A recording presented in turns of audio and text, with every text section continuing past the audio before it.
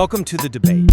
When we look at a modern map, the edges are perfectly defined. Satellites have mapped every coastline, every mountain range, every deep sea trench. The margins are just geography.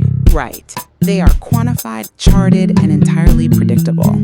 Exactly. It's a closed system. We know exactly what is on the other side of the ocean, and we know exactly what we'll find when we get there. But if you unroll a high medieval map, like the famous Hereford Mappamundi from the late 13th century, the edges aren't just geography. No, they're really not. Suddenly, those strict, comfortable boundaries of the known world fracture. You're looking at a landscape populated by the unimaginable. You see dog-headed men, you see bleeding trees, you see islands where people are born with one giant foot, and they use it as an umbrella to shade themselves from the blistering sun. It is the absolute definition of a conceptual frontier, because the map doesn't just show physical space, right?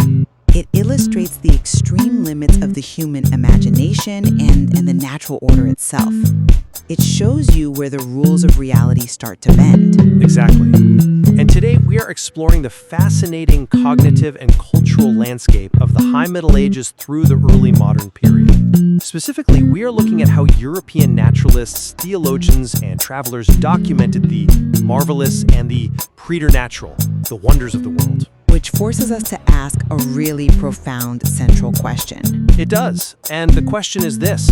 Was this high medieval and early modern fascination with wonders primarily an emerging proto-empirical aesthetic appreciation of nature's vast diversity, or was it fundamentally a theological framework, a system used to decode divine portents and strictly police human moral boundaries? It is a massive question, because it really asks how the modern scientific mind was born or, delayed. Right. So I'll be arguing that the period study of wonders represents a crucial, almost secular shift. I see it as an aesthetic appreciation of natural diversity, where the sheer variety of the world was celebrated for its own sake. Planting the early seeds for empirical science? Precisely. And I believe they were looking at these marvels and laying that groundwork. And I will be representing the perspective that this fascination never truly broke from a deeply anchored Augustinian theological framework. In my view, these wonders were not objects of secular curiosity at all. They were religious? Entirely.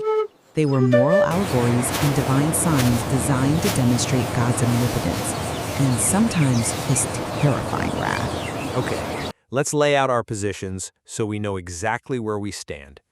When you look at the medieval compilation of wonders, works like Gervase of Tilbury's catalog, the Otia Imperialia,